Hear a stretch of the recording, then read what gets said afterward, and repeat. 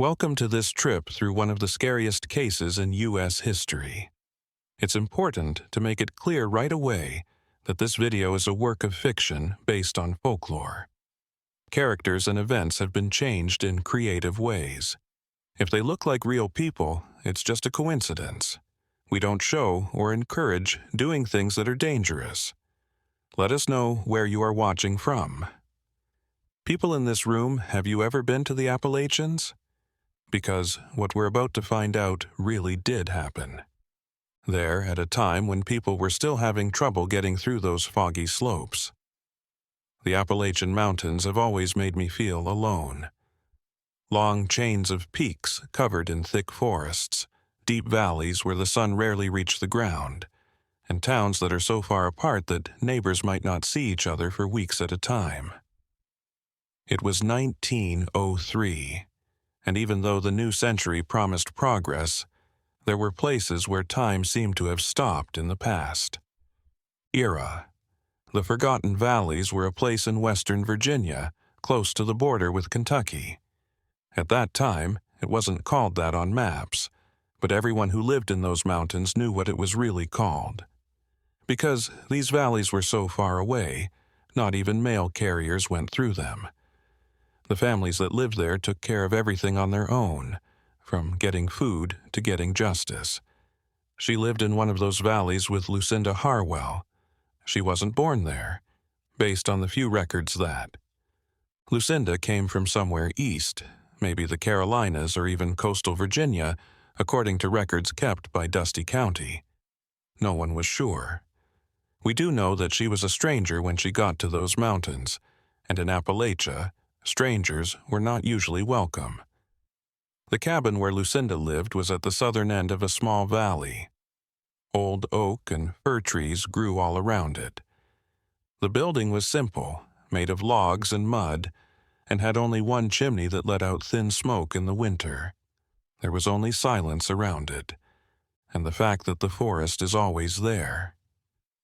It would take almost an hour to walk to the closest trail, and the closest settlement, a group of houses called Hollow Creek, was more than 10 kilometers away. People already had doubts about Lucinda because she lived alone. Women who lived alone in remote areas have always been interesting and sometimes scary. You can be sure there were rumors. There were rumors all the time. Some people said she could talk to trees and knew plants and roots that could cure diseases that couldn't be cured.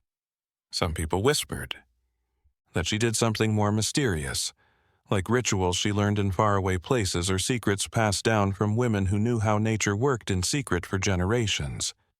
She didn't go down to Hollow Creek very often, though. She only did that to trade herbs for medicine for flour, salt, or kerosene. She didn't say much and kept her eyes sad. She went back to her valley before the sun went down. The villagers kept an eye on her and were suspicious, but they didn't say anything to her. Something about her made people respect her, or maybe it was covered-up fear. Things began to change in the fall of 1903. People in Hollow Creek had seen Lucinda in weeks, but hadn't heard from her. It wouldn't be strange for this to happen, especially now that it's cold outside, but there was something different in the air. Hunters who went by her valley at night said they saw strange lights, blue glows dancing in the trees. Some people were sure they heard women singing in tunes that weren't from any known church or tradition. A farmer named Elias Peton was the first person to show real concern. He had land on the edge of the valley where Lucinda lived. One morning, he found 3 of his sheep dead near the creek that split his land in half. There were no signs of predators around the animals, but their eyes were wide open in a frozen look of fear. This was told to the Hollow Creek store by Elias, and word quickly spread.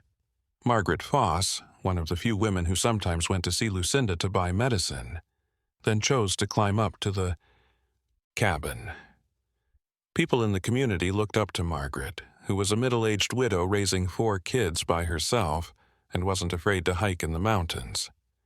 She left on a clear October morning, saying she would be back before it got dark. There was no sign of Margaret. Thomas, her oldest son, followed her up the next day. Following the marks he had known since childhood, it wasn't hard for him to find the trail. When he got to Lucinda's cabin, though, what he saw made him turn away right away. The door was open and swaying a little. The wind. Everything seemed fine on the inside, but there was a heavy silence that you could almost feel. And there was a single muddy footprint on the hard, packed earth floor next to the unlit fireplace that didn't belong to either of the women. Thomas ran back to Hollow Creek and got some men together. They climbed up with lanterns, ropes, and weapons, ready for the worst. When they got to the cabin, the scene was even stranger.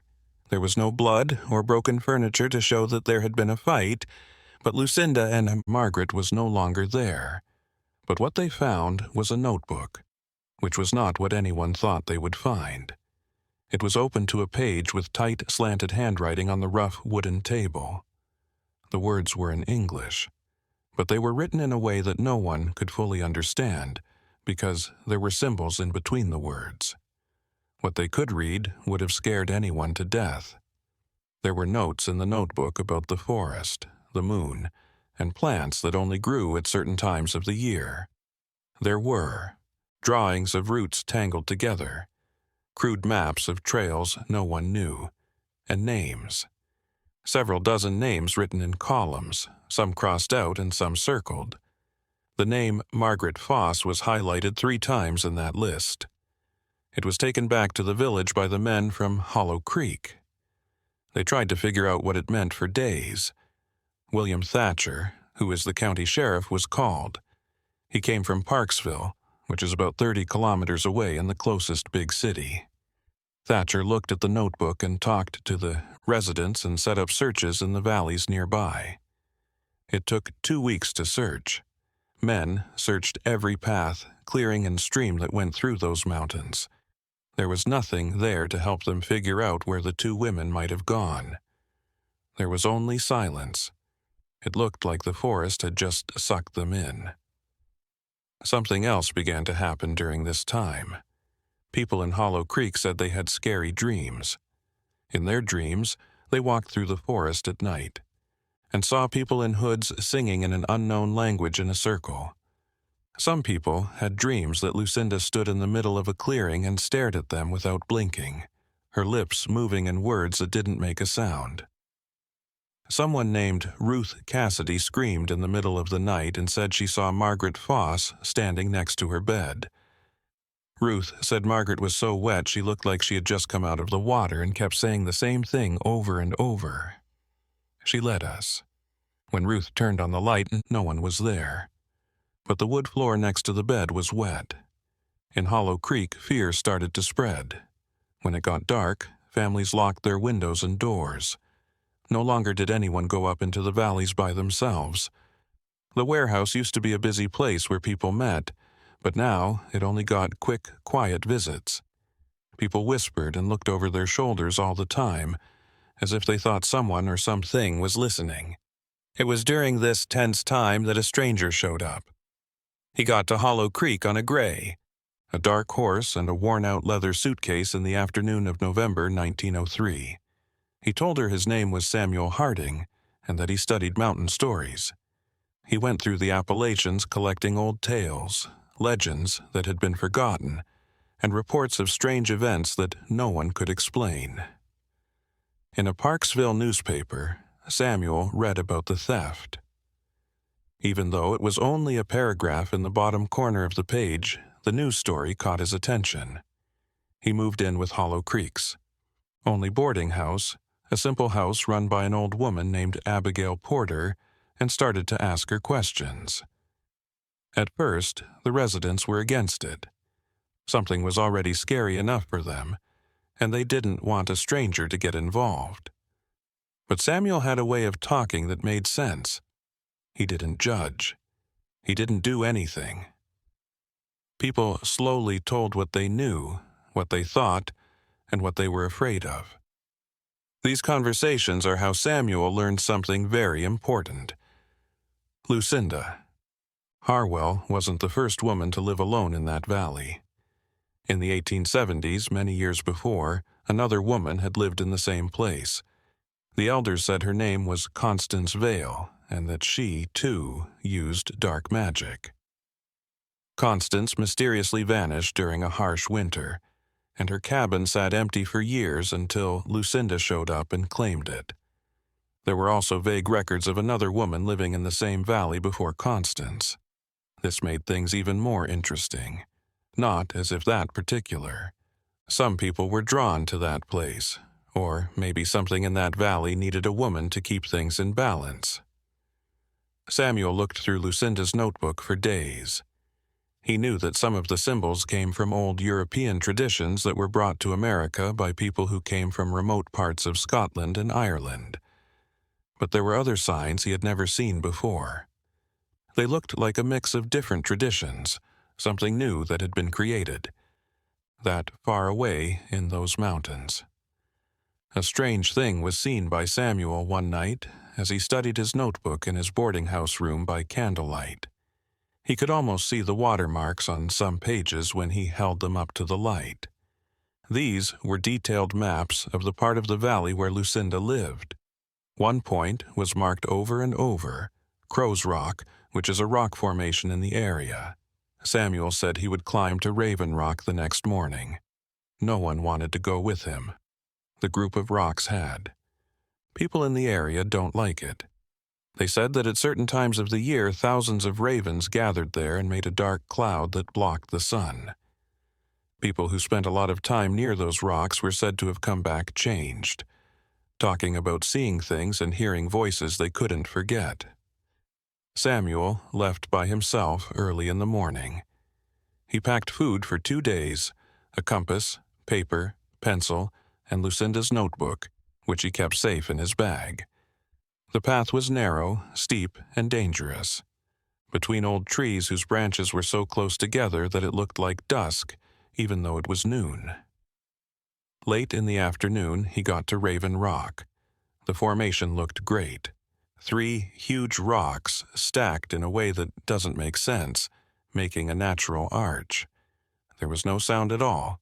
There was a heavy silence that pressed against the ears. There was no wind, no birds, and not even the sound of water running far away. Samuel saw the marks on the rocks at that point. The marks were almost gone because of time. Erosion were the same symbols that Lucinda had written down. As if separating a holy or forbidden area, they made a circle around the base of the stones. And right in the middle of that circle, there was a crack in the rock that led down into the darkness. Samuel turned on his flashlight and walked toward the hole. The air coming up from it was cold and smelled like damp earth mixed with something else he couldn't place. It wasn't bad, but it was odd. It smelled very old, like it had been there before people came to those mountains. He wasn't sure.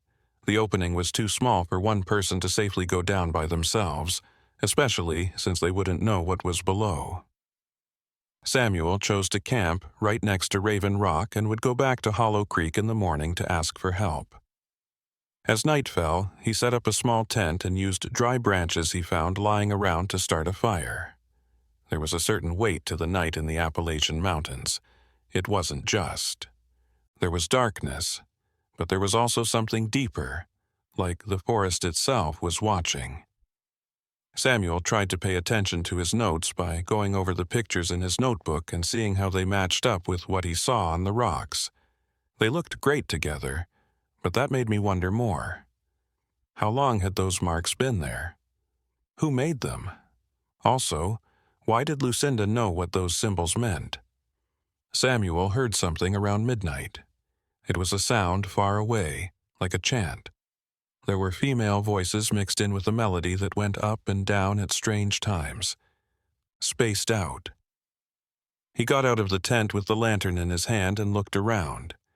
Even though it was quiet in the forest, the sound kept coming from below. Maybe from that crack in the rock. It's not true that Samuel believed in ghosts. He had spent years studying things that other people thought were supernatural and always found logical reasons for them. But when he was alone in those mountains in 1903, hearing that chant in the dark, he felt something he didn't feel very often. Real doubt about what was real and what wasn't. No, don't. The sound stopped all of a sudden. It was even scarier when there was silence after the singing. Samuel went back to his tent, but he was too tired to sleep. It was pitch black outside his campfire, but he could hear every little sound in the forest. A branch snapping, something moving in the dark that he couldn't see. As soon as the sun came up, Samuel quickly packed up and started walking back to Hollow Creek. But something wasn't right. It looked like the trail he had climbed the day before had been changed. He was sure he had trees. Past were now standing in a little different ways. The marks he had made on tree trunks to help him find his way had been erased, as if the forest had moved around on its own overnight. He kept going downhill because he believed in his compass and the sun's angle. Samuel finally saw smoke coming from the trees after walking for several hours. It was Hollow Creek. But when he got to the village, he was shocked to see something different. People were talking loudly in front of the store, and there were. Unknown horses were tied to the posts. When Samuel got closer, he saw that someone else had gone missing while he was gone. In this case, it was a young man named Jacob Turner who had gone hunting and not come back. Caroline, his wife, was crying and getting comfort from other women. When Deputy Thatcher came back, he brought 2 deputies from Parksville with him. Thatcher knew Samuel and took a step back. He was interested in what the researcher had found at Ravenstone. Samuel talked to him about the crack in the rock, the west signs, the night chant. Thatcher didn't say a word, but his face got harder with each word. The sheriff then told the people what he hadn't told them before. He found records of similar disappearances from many years ago in the Parksville County archives. There weren't many, maybe 1 or 2 every 10 years, but they all followed the same pattern. The events always took place in the fall and in the same valley. The people involved were never seen again. What was even scarier was Thatcher had found a letter written in 1847 by a Methodist missionary who had been to the area. The missionary told of a small group of people living alone in the mountains who did rituals that he said were against Christian teachings. The story says that these people thought that the mountains needed to be fed on a regular basis to stay peaceful, and that wise women were chosen to be the link between the human world and the world below the earth. Samuel and Thatcher made the choice to set up an even bigger trip to Ravenstone. They got together a group of 7 men who were all armed and had ropes, lanterns, and food with them. The next day, they left under a heavy sky of low clouds that said it would rain. It was tense to climb. Not many people spoke. There was silence between the men as they thought about what they might find. When they got to the rock formation, the group stopped to look at the strange structure made of stacked stones. Thatcher was the first person to go up to the crack. They put ropes around nearby trees and set up a way to go down. Peter Hale, a man with a lot of experience, offered to be the first one to go down. He had been exploring caves and tunnels before, and the darkness below didn't seem to scare him. Peter went down slowly, and his flashlight moved back and forth, making the shadows on the rock walls dance. The men on top of the rope were on the lookout for any signs of trouble. They didn't expect the descent to be so deep. 3 meters, 5 meters, and 8 meters. The rope finally let go, which meant Peter had reached the bottom. It was hard to hear, but a voice echoed from below. "There's a room here. It's really big." The men came down one by one. Samuel was one of the last, and Thatcher was the next one. He spoke no words when he put his feet on the rocky ground and raised his lantern to look around. It was a natural cave, but it wasn't like any other cave. There were old paintings on the walls that were made with pigments that kept their bright colors even after time and humidity. The pictures showed people in. A lot of the drawings had circles, hands raised to the sky, and something that looked like a woman but wasn't quite human in the middle of many of them. On the cave floor, things were arranged in circles: polished stones, small animal bones, clay pots with dry substances that could have been herbs or ashes, and in the middle, the ashes of a fire that had been out for a long time but were still forming a perfect mound. What really interested them, though, was what was beyond the campfire. A narrow crack. That went even more into the mountain. The men had to stoop to move forward because the passage was low. The walls were damp and covered in moss that looked a little shiny in the lantern light. That place had different, denser air that was heavy with moisture that stuck to skin and made it hard to breathe. Peter Hale led the way because he had been in that situation before as a child and was the best person to show them the way through the tight space. After walking for about 50 meters, the passage opened up into another room. This one was less big than the last one, but just as interesting.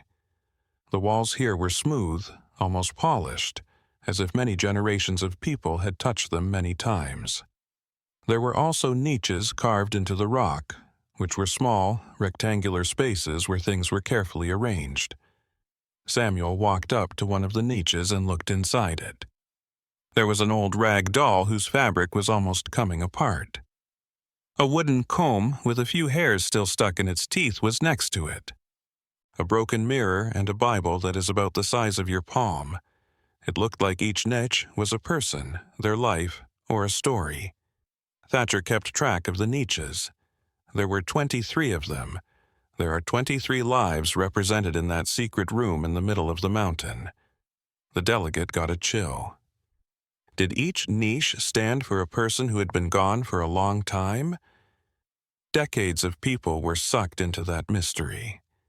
In the back of the room, there was another passageway that was even smaller than the first one. But this time, one of the men wouldn't go any further. It made him want to leave right away, he said, because he felt like something was wrong. Another man agreed, and his shaking voice showed that he was really scared. Thatcher chose to keep going with just himself, Samuel, and Peter. The others would stay in that room and wait for him to come back. The three men kept going. The path seemed to go on forever as it wound through the solid rock and slowly went down. Samuel tried to figure out how deep they were, but couldn't find his way. Everything he knew. It seemed like they kept going down into the mountain more and more. The passage finally ended in a room that made the three men gasp for air. The ceiling was so high that their lanterns couldn't reach it, and there was a natural rock formation in the middle that looked like an altar. It had newer things on it, like a wicker basket that was still whole. A woolen shawl that Samuel knew right away belonged to one of the women of Hollow Creek and what looked like a book bound in leather. Samuel grabbed the book with shaking hands. It wasn't just any book, it was a diary, and there was a name on the first page, but it was written in very faint ink. Constance Vale. She was the woman who had lived in the valley before Lucinda and had gone missing in the 1870s. He quickly turned the pages, and his flashlight lit up the words that were written in beautiful but shaky handwriting, as if the person who wrote them was always rushed or feeling very emotional. Constance talked about visions and dreams in which she, as she walked through the mountain and met what she called the guardian. She wrote about voices that told her what to do and old knowledge that came to her without her knowing where it came from. Samuel stopped reading at one point. Today I understood what my purpose was. This place doesn't hold me hostage. I protect it. Something here should not be disturbed. It sleeps in the depths and needs to be watched all the time. People who came before me knew this. It's now my turn to keep things in balance. Thatcher found more things lying around the room. There were shoes lined up against a wall, clothes neatly folded, and what looked like gifts, dried fruit, bread that had hardened over time, and empty ceramic jugs. It looked like someone had been there not long ago and been taking care of it. Then they heard it, a sound that came from deeper, outside that chamber. Samuel hadn't heard the chant he thought he heard. Instead, he heard a steady murmur. There was something artificial about it that made it sound like running water. That sound had a pulse that made me think of slow, deep breathing. Peter was the first person to go toward the noise. He found another passageway, but this one was so small that he had to go around it. The three men looked at each other. Since they had come so far, it seemed impossible to go back without finding the source of that sound. At the same time, each of them felt like they were getting close to something that they shouldn't be finding. Thatcher made the choice. They were only going to go as far as the passage would let them. They would go back right away if it got too dangerous. The three people squished through the small crack. The shadows from their lanterns were skewed on the rock walls. The passage suddenly opened, letting them into a smaller, more private room where they found something that would completely change how they thought about what was going on in those mountains. The body wasn't in the... Say that they thought they would have found it.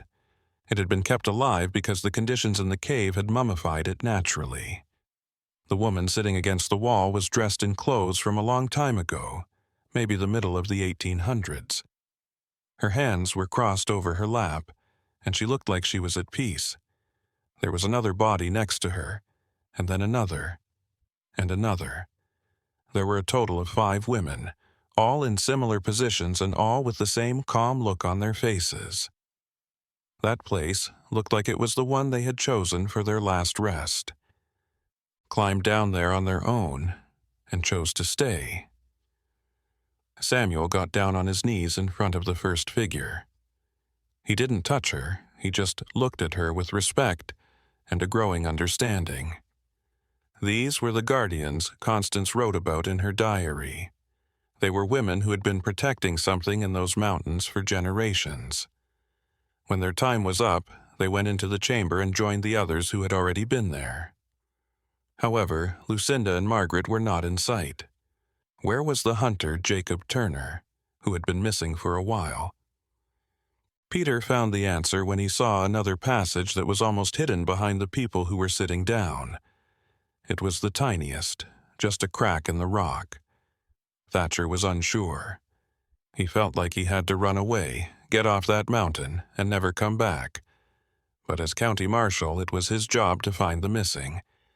When they were finally so close to finding answers, he couldn't just give up the search. Peter again agreed to go first. He had to because the crack was so small. Leave his backpack behind and only bring his flashlight with him. He barely made it through the crack and was gone for what seemed like forever. Then his voice came back, a little lost, but still clear. "See this." Samuel and Thatcher came after each other. The crack led to a natural room that was so beautiful it was hard to describe. Crystalline shapes on the ceiling reflected the lantern's light in 1,000 different directions, making the room look almost like it was in space. And, in the middle, there was an underground lake with still water that was so clear that it looked like you could see all the way to the bottom. But Peter wasn't interested in the lake. A figure could be seen on the other side of the river, partially hidden by stalactites. The person was Lucinda Harwell. She was still alive. Lucy sat with her legs crossed.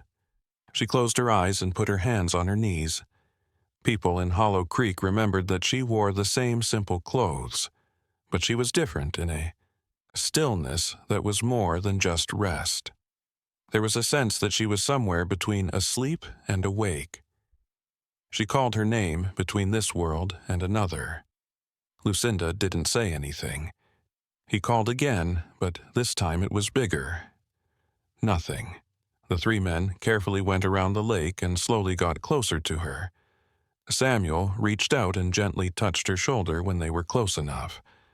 Lucinda's eyes opened right away. There was no confusion in them, nor surprise. It was as if she knew they were coming, as if she had been expecting them.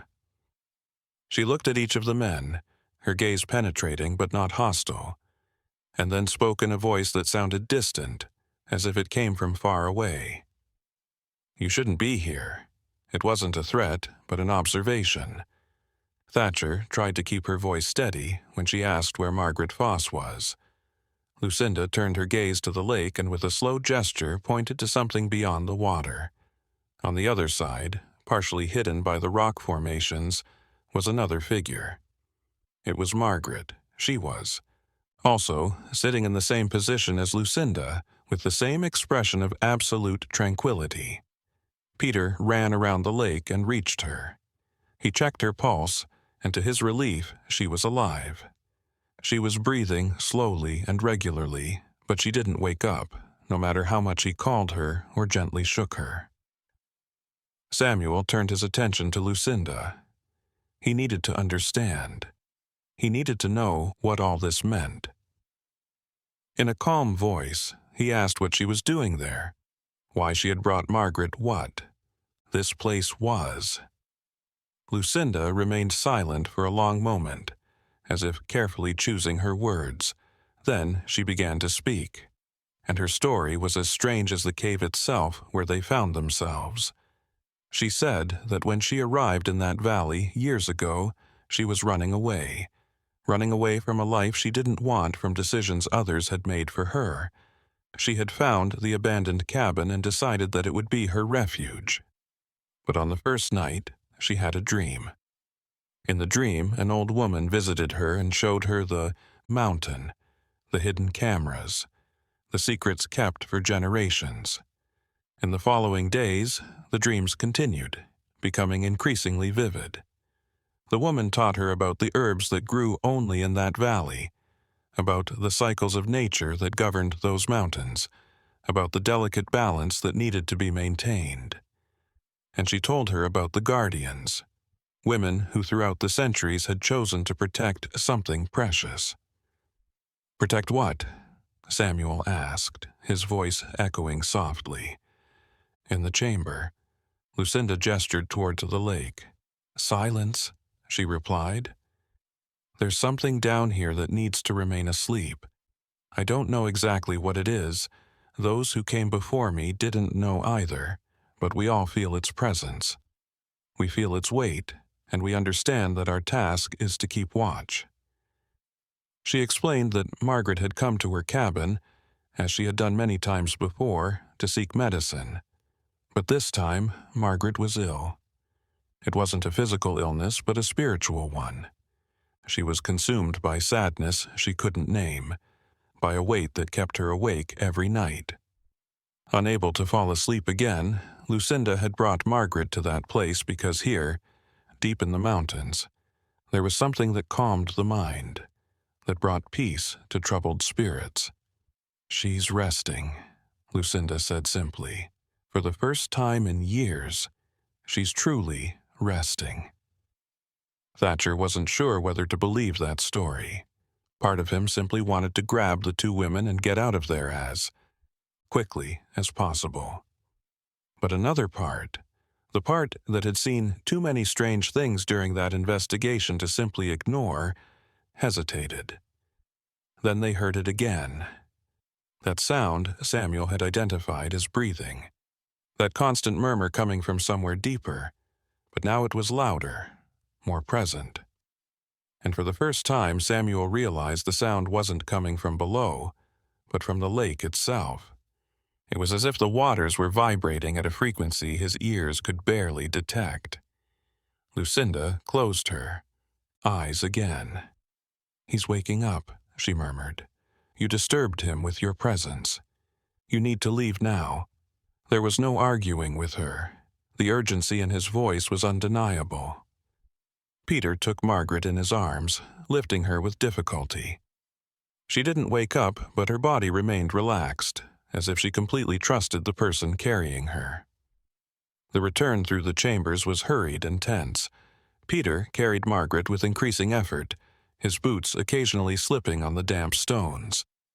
Thatcher went ahead, his lantern, swaying as he moved as quickly as the narrow passages allowed. Samuel came last, constantly looking back, hoping to see Lucinda following them. But she remained seated beside the lake, motionless like the mummified guardians they had encountered in the previous chamber. The sound continued to grow louder. It was no longer a distant murmur, but a palpable presence that seemed to make the very rock vibrate. Lanterns began to flicker, their flames dancing erratically, and small stones fell from the ceilings of the passageways. The entire mountain seemed to be awakening. When they finally reached the chamber where the other men were waiting, they found them in a state of barely contained panic. They too had felt the vibrations, heard the sounds coming from the depths. One of them had begun to climb the rope back to the surface without waiting for the others. Such was his urgency to get out of there. The ascent was chaotic. Margaret had to be carefully tied up and hoisted up, still unconscious but breathing. Normally, the men climbed one after the other, their hands scratching at the ropes, their feet seeking support on the crevice walls. When the last of them emerged to the surface, the sun was already beginning to set, tinging the sky with orange hues that contrasted sharply with the darkness from which they had come. Margaret was laid on a blanket that one of the men had spread on the floor. She began to stir, her eyes blinking slowly as if waking from a deep, restorative sleep. When she finally focused her gaze and saw the faces. Around her, there was confusion in her expression, but also something more. A calmness that hadn't been present before. The lines of worry that normally marked her face seemed softened. The descent from the mountain to Hollow Creek was slow. Margaret insisted on walking. Even though her legs were weak from days without proper movement, she couldn't remember much. There were fragments of memory, blurry images of lights reflecting on water, of sitting in absolute silence while something inside her calmed down. But the details were elusive, disappearing when she tried to focus on them. When they arrived at the village, it was already night. News of Margaret's return spread quickly. Her children ran to embrace her, tears of relief streaming down their faces. The women of Hollow Creek surrounded her, offering her hot tea and blankets, asking questions she couldn't answer satisfactorily. But the celebration was brief. There were still people missing. Jacob Turner, the hunter, remained at large, and Lucinda remained in the mountains deep within. That impossible cave. Thatcher spent that evening talking with Samuel at Abigail Porter's boarding house.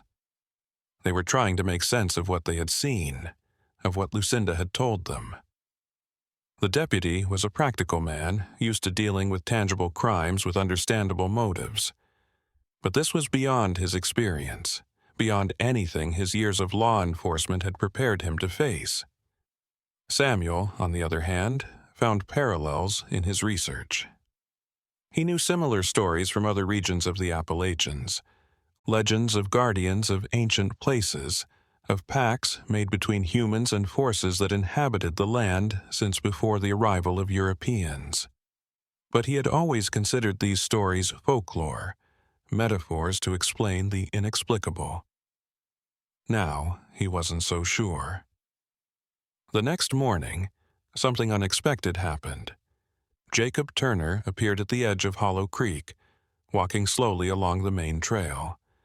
He was dirty and obviously exhausted, but unharmed. When people rushed to meet him, Jacob told a strange story. He had gotten lost in the mountains during his hunt, injured his ankle in a fall, and found shelter in a small cave. He had remained there for days, surviving on water from a nearby stream and the few provisions he carried. But the most peculiar part of his account was that during the nights in the cave he had heard voices, female voices that seemed to come from the very rock walls singing in a language he didn't recognize.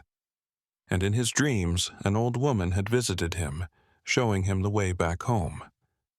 When he woke up last morning, his ankle had improved significantly, and he knew exactly which direction to take to return to Hollow Creek.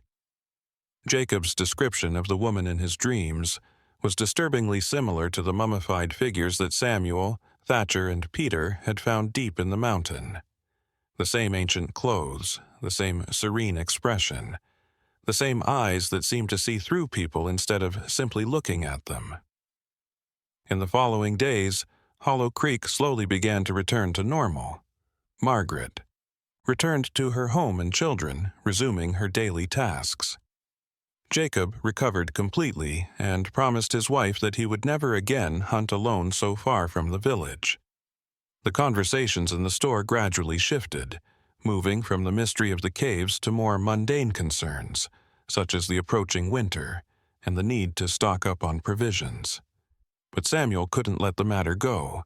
He spent weeks in Hollow Creek reviewing his notes, studying Lucinda's notebook, trying to decipher the symbols he had seen carved into the rocks. He visited Margaret several times, carefully asking her what she remembered of her time in the caves. Margaret had few concrete answers to offer, but there was a change in her that everyone noticed. The melancholy that had haunted her for years had vanished. She slept soundly every night and woke up rested. She smiled more often. There was a lightness in her movements that hadn't existed before. It was as if an invisible weight had been lifted from her shoulders. Thatcher eventually returned to Parksville, bringing with him Constance Vale's diary and his own notes on the investigation. He closed the case, classifying the disappearances as isolated incidents caused by disorientation in the mountains. Officially, Lucinda Harwell had chosen to remain in voluntary seclusion, and there was no crime to investigate. It was the simplest explanation, the one that would cause the least trouble for everyone involved. But Thatcher knew there was much more to the story then. His official report suggested. At night, when he was alone in his office, he would often pick up Constance's diary and reread certain passages. There was something in that woman's words that haunted him, an unwavering certainty about her purpose that he secretly envied.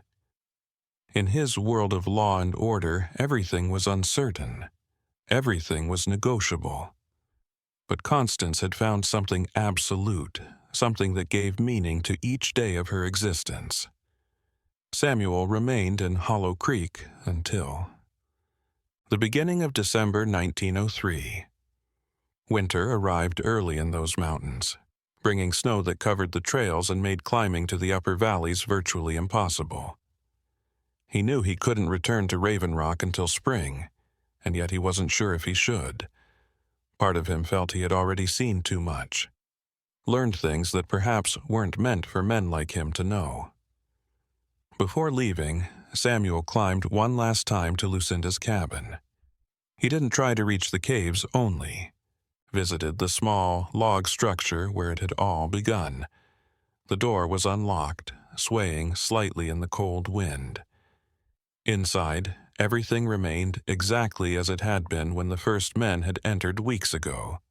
The wooden table with candle stains, the fireplace with old ashes, the shelves with carefully labeled herb pots. Samuel sat in the only chair and looked around, trying to imagine what Lucinda's life had been like there. The long winters alone, the silent nights with only the sound of the wind in the trees, the mornings spent gathering plants in the forest. There was a simplicity to that existence that he found both appealing and frightening. To live so detached from the world, so focused on a single purpose. He noticed something that had gone unnoticed before. On the wall beside the fireplace, almost invisible in the wood darkened by smoke, were carvings, names, dozens of names carefully engraved in the wood over many years. Samuel approached and ran his fingers over the letters. He recognized some of them from the stories he had heard in Harlow Creek. Constance Vale was there, and above her other names that probably belonged to the previous keepers. At the end of the list, just below Constance, there was an empty space.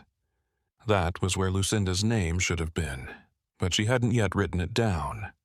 Or perhaps Samuel thought she was waiting until the end of her time as guardian to add her name to that lineage of women who had chosen such an unusual path. When Samuel finally left Hollow Creek, he took with him notebooks filled with notes, sketches of the symbols he had seen, and more questions than answers. He would visit other regions of the Appalachian over the following years, collecting similar stories, finding patterns that suggested a network of ancient knowledge stretching throughout the mountain range. On his travels, he would hear about other solitary women living in remote places, always in specific valleys or near unusual rock formations. Some were called healers, others witches, depending on who told the story. But they all shared certain characteristics. They knew the land in ways that others did not. They spoke of vigilance and balance, and when they disappeared, there was always another woman who eventually took their place. Life in Hollow Creek continued at its slow, predictable pace. The seasons changed. Winter gave way to spring, and then to the summer of 1904. Margaret Foss raised her children, worked on her small property, and occasionally went down to the village to buy provisions. She never spoke of her time in the caves, and people eventually stopped asking. There was an unspoken agreement that certain things were better left unexplained. Jacob Turner returned to hunting, but now always in the company of other men, and never straying far from the known trails, he completely avoided the region near the Lucinda Valley, making long detours when necessary. His wife Caroline noticed that he would sometimes wake in the middle of the night and sit on the porch, gazing at the dark mountains as if expecting to see or hear something. But he never explained what he was looking for, and she had learned not to ask. Occasionally, hunters or travelers passing through the region reported strange lights in the mountains near Raven's Rock. They were described as bluish or silvery glows that moved among the trees, appearing and disappearing without any apparent pattern. Some said they were just reflections of the moon in quartz veins in the rocks. Others had no explanation to offer, only the certainty that they had seen something. They couldn't understand. Lucinda's cabin remained abandoned throughout that year. Winter snow piled up on its roof. Spring brought vines that began climbing the outer walls, and in summer, birds nested under the eaves. Nature slowly reclaimed the structure, transforming it once again into part of the forest.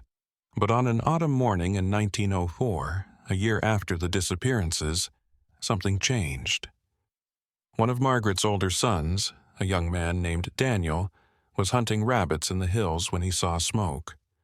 Rising from the Lucinda Valley, it was a thin, steady line, the kind of smoke that comes from a well-maintained fireplace, not an accidental fire. Daniel ran back home and told his mother what he had seen. Margaret stood motionless for a long moment, gazing toward the distant mountains. Then, without a word, she prepared a basket with fresh bread, honey, and some vegetables from her garden. She told her children she would return before nightfall and began to climb the trail towards the valley. When Margaret arrived at the cabin, she found the door open and the interior clean and tidy. The fireplace was lit, warming the small space, and seated at the table, preparing herbs with precise and familiar movements, was Lucinda Harwell. The two women gazed at each other in silence for a moment that seemed to stretch beyond the time measured by clocks. Margaret placed the basket on the table, and Lucinda nodded in thanks, a simple gesture, but full of meaning. There was no need for words between them. Margaret had descended to those depths, had experienced the silence that calmed inner storms, and now understood things that had previously been beyond her perception. Margaret would visit Lucinda regularly over the following months, always bringing small offerings of food or fabric.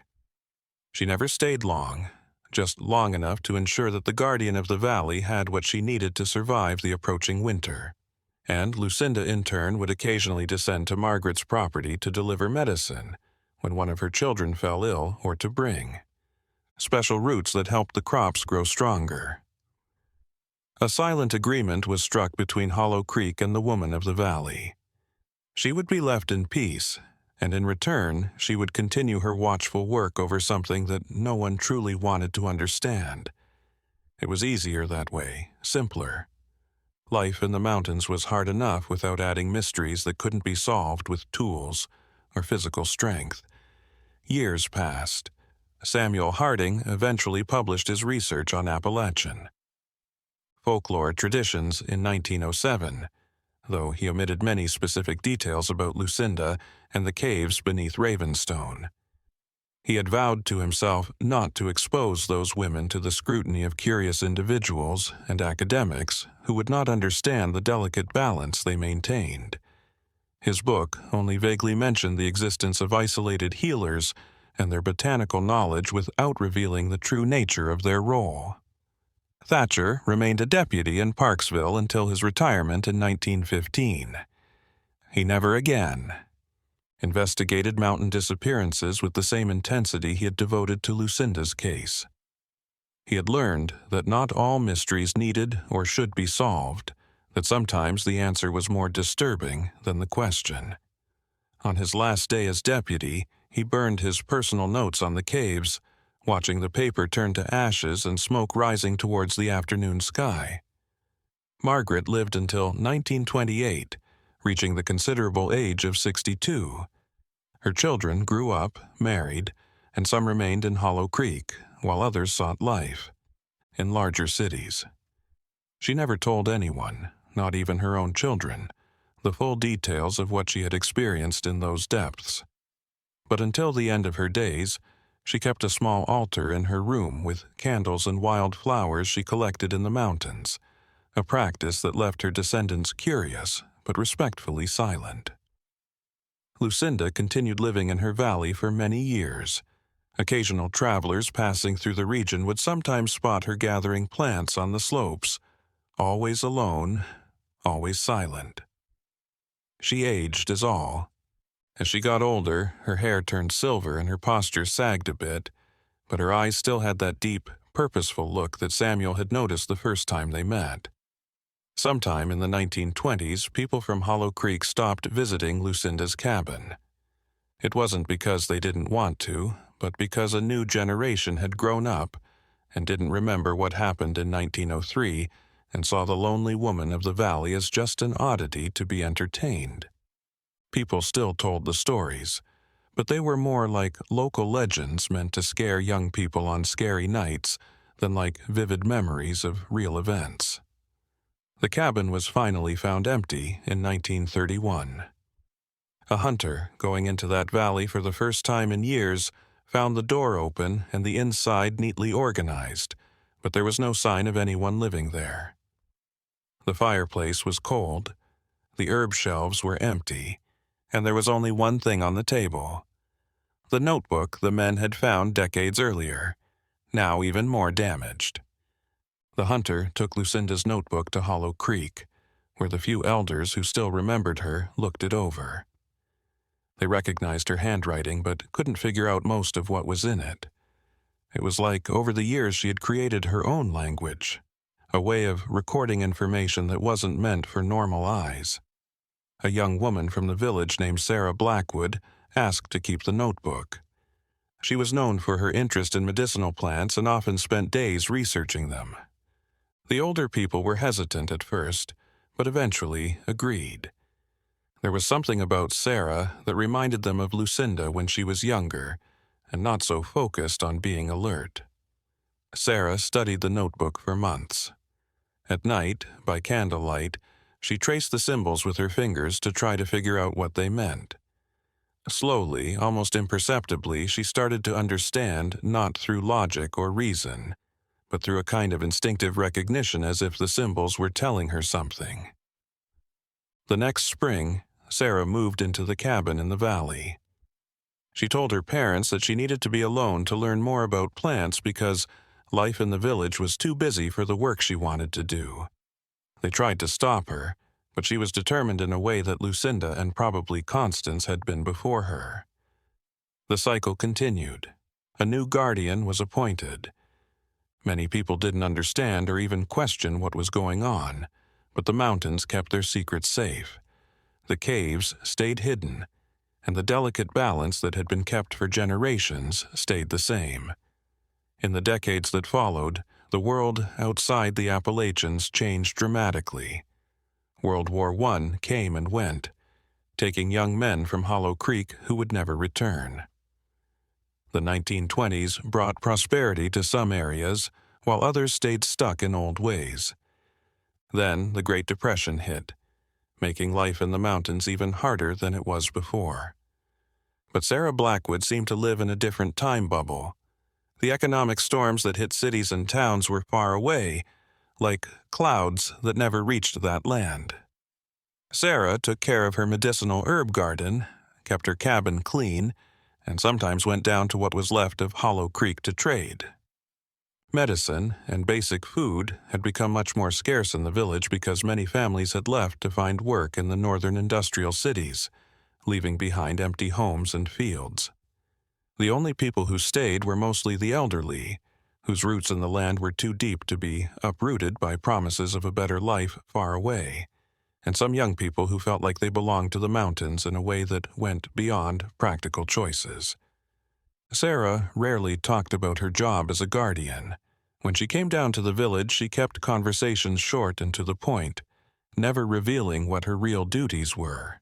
But people who knew her well noticed that she had changed over the years. She had a weight to her that hadn't been there when she was just a young woman interested in plants.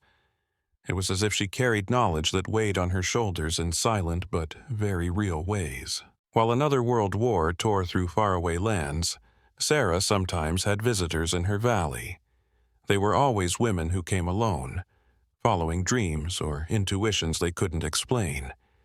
Some stayed only a few hours, sitting quietly next to Sarah while she worked with her herbs, while others stayed for days, sleeping on the cabin floor and waking up feeling refreshed like they hadn't in years.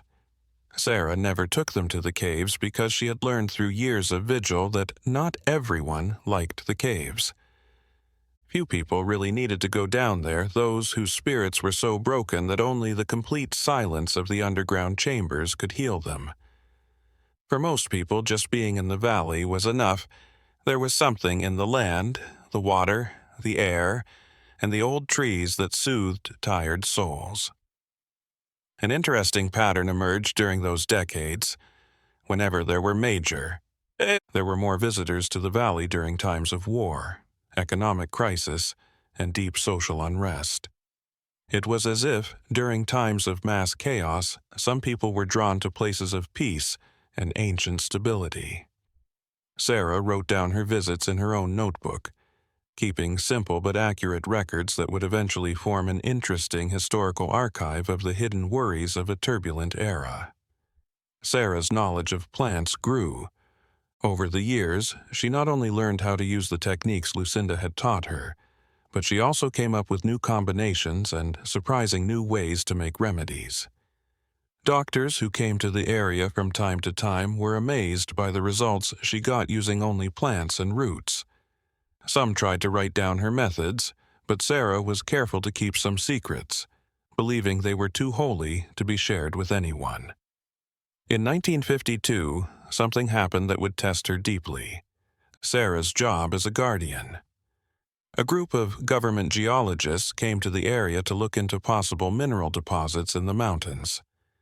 They were smart, well-equipped scientists who brought detailed maps and found that the area near Raven Rock might be rich in certain strategic minerals, and planned to do exploratory excavations. Sarah learned about this from Isaiah Kalulton, one of Hollow Creek's last longtime residents, who vaguely remembered hearing stories about Lucinda when he was a child. The child had come up to the valley to warn Sarah, knowing deep down that this modern interference could upset something that shouldn't be upset. Sarah left the mountains and went to Parksville for the first time in decades. The city had grown a lot since Thatcher's time, with paved streets and multi-story buildings. As a mountain woman in a world of concrete and cars, she felt out of place, but she knew what she had to do. The geologists were rude to her and listened to her worries about the land being disturbed, the groundwater being contaminated, and the delicate balance of mountain ecosystems. But it was clear from the way they looked at her that they thought her concerns were the superstitions of a rural person who hadn't gone to school.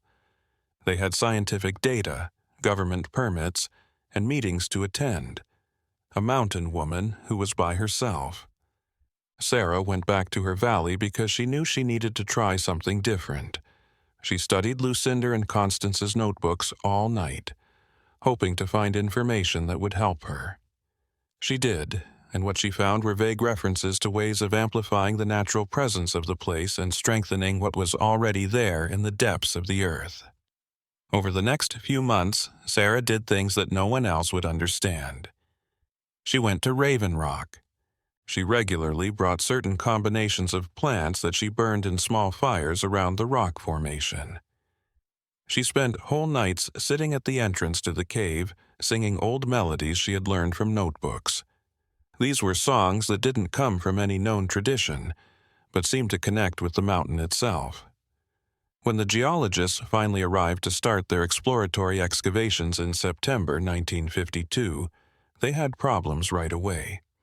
Their tools wouldn't work for no reason. Comparometers gave confusing readings, showing magnetic fields that shouldn't naturally be in that position.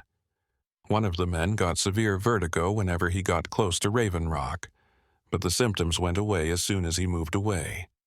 What was even scarier were the dreams. While they were camping in the area, everyone started having vivid nightmares in which they were buried alive and crushed under tons of rock. They also dreamed of total darkness and a vast, empty space. They would wake up shaking and sweating, unable to fall back to sleep. After 3 weeks of failed attempts, the team leader made an unusual choice. He said the area was too geologically unstable for safe mining, citing risks of underground collapse and magnetic anomalies that could make future operations impossible. The project was officially canceled, and everyone on the team felt so relieved as they left the mountains, though no one could explain why they were so eager to leave. To leave. Sarah watched her leave from the balcony of her cabin. She didn't feel like she had won, she just felt very tired. The work to bring the mountain's presence to life had worn her down, and she looked like she had aged years in just a few months. But the balance was kept, and that was what mattered. The years after the incident with the geologists brought more peace to the valley, and Sarah continued her watchful work, but she knew that the modern world would eventually come knocking on those doors. Mountains again. Progress was relentless, moving like a slow but steady tide, swallowing up remote places and turning them into domesticated versions of themselves. In the 1960s, when the country was going through cultural and social revolutions, the valley stayed steadfastly timeless. Sarah now had completely white hair, and her face had deep lines that showed she had spent decades alone with her thoughts. Her hands, while still skilled with plants and medicines, showed the arthritis that had been building up over the years. Age, and working in cold mountain climates for a long time, made her worry about who would take over. For years, Sarah had been watching the few young women who still lived in the area, looking for that special quality that made someone a good guardian. But the new generation was different. They listened to transistor radios, dreamed of faraway cities, and talked about colleges and careers that didn't exist in the mountains. They were more alone than their grandmothers had been. They felt like they were trapped and wanted to get out. In 1967, Sarah finally met someone. It wasn't a young woman from the village. It was a middle-aged woman named Elizabeth Chen, who had just moved to the area out of the blue. Elizabeth was from San Francisco and was the daughter of Chinese immigrants. She had worked as a nurse in busy cities for many years, but the rough years of the 1960s had broken something inside her that went beyond physical exhaustion.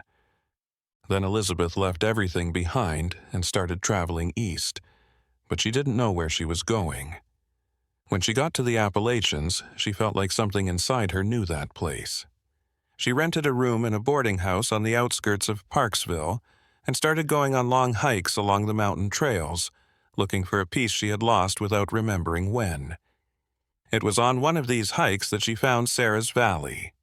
The first time the two women saw each other, Elizabeth came out of the woods and stood next to Sarah in her garden. Something about Elizabeth's posture and the way she moved through the landscape told Sarah everything she needed to know. This was someone who knew, or at least had the ability to know, what it meant to keep an eye on things that people in modern times would rather ignore. Elizabeth started going to the valley often, at first just to watch Sarah work and sometimes help with. Sarah started by teaching Elizabeth not only about botany and natural medicine, but also about the history of the place, the guardians who came before, and the responsibility that was both a privilege and a burden. In the beginning, Sarah didn't take Elizabeth to the caves because she remembered how Lucinda had taught her that information needed to come in layers so that each revelation could be absorbed before the next one was presented. All of it would be too much for a mind that was still learning to understand things that were not normal. It wasn't until 1971, after 4 years of planning, that Sarah finally took Elizabeth to Ravenstone. It was autumn again, a time that seemed to hold special meaning there. The leaves on the trees were tinged with red and gold, and the air had that clear quality that comes before winter in the mountains. They went down together through the passages that Samuel Thatcher and Peter had explored the depths many years before. The ropes they had used were gone, replaced by simple ladders that Sarah had built over the years to make it easier for her to go down there on occasion. The chambers stayed mostly the same, with their symbolic objects, ancient paintings on the walls, and mummified guardians standing watch forever. Elizabeth took it all in without saying a word. She didn't ask any questions, or show any shock or fear. Her posture showed that she was okay with everything. There was a sense of acceptance that Sarah knew she had felt when she first understood her role. It was like finding something you always knew existed, but never had the words to describe. When they got to the last chamber, where the lake below reflected their lanterns like a perfect mirror, Elizabeth sat on the edge, just like Lucinda had done many years before.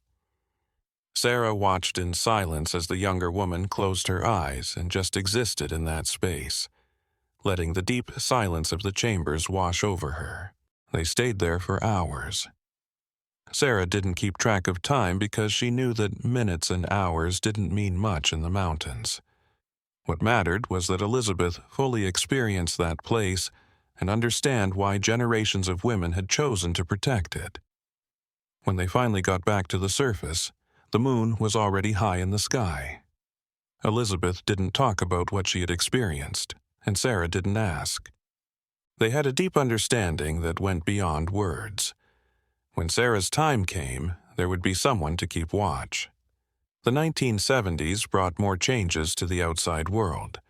The environmental movement grew stronger, national parks were expanded, and people became more interested in protecting wilderness areas.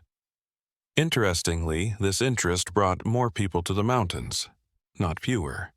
Trails were officially marked, maps were made, and what was once territory became trails. Anyone with hiking boots and a tour guide could now get to places that were only known to locals. Sarah and Elizabeth worked quietly to make sure that some areas stayed off of these official maps. The Valley and Raven Rock were kept off of tourist publications by confusing geography and, when needed, making trails look impossible or just not interesting to casual explorers. In 1978, Sarah got very sick.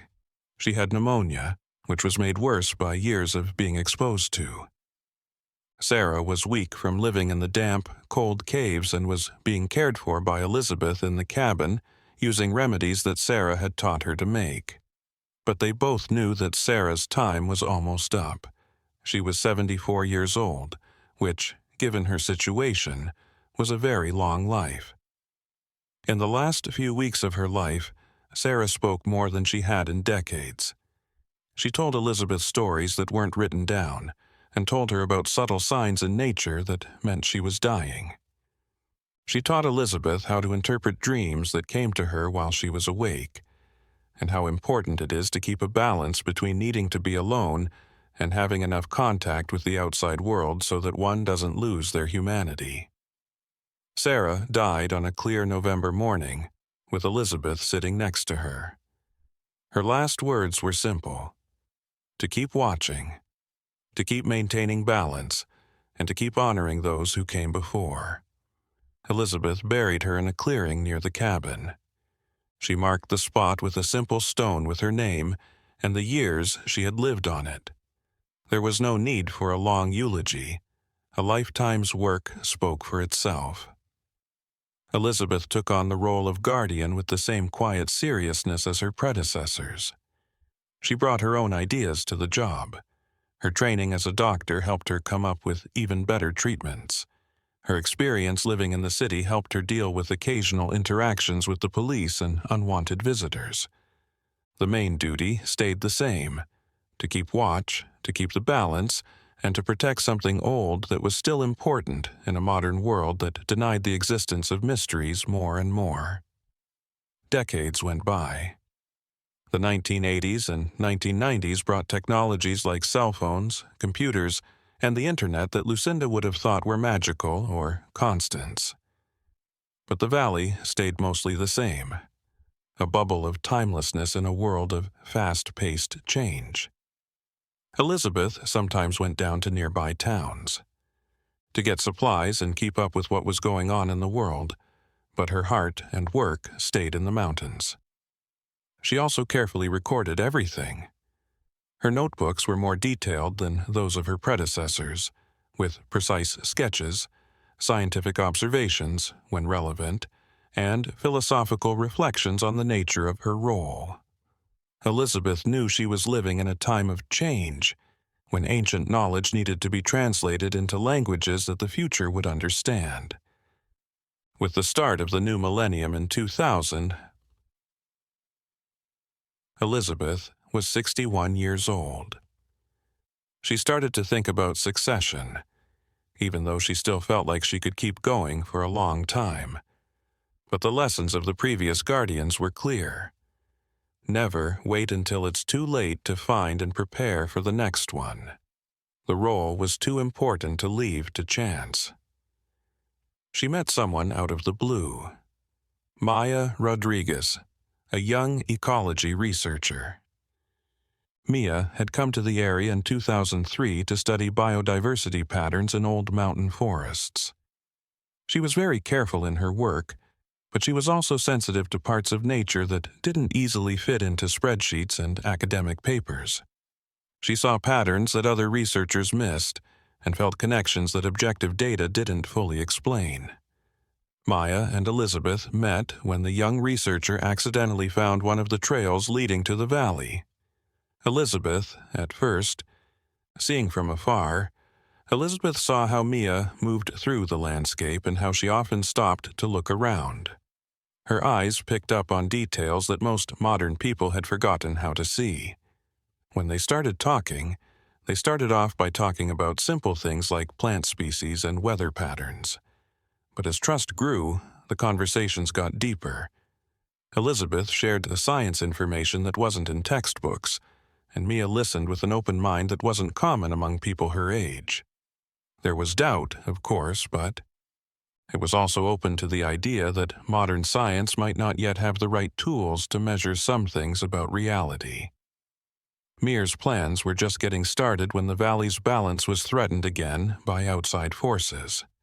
In 2005, a tourism development company announced plans to build a resort in the mountains with cable cars, paved trails, and all the other modern conveniences that tourists expect. The area chosen for development included land that would be used for development. There were plans to build a big tourist attraction at Raven Rock, which is near the valley. Elizabeth and Mia worked together to stop this from happening. Elizabeth used both old and new methods, working with the land's depths to make the area less appealing for development. Maya used her scientific knowledge to document rare species and fragile ecosystems, making a formal case for environmental protection. The battle went on for 3 years. There were public hearings, environmental impact assessments, and political lobbying from both sides. Eventually, in 2008, the area was named a protected ecological reserve, which stopped any commercial development.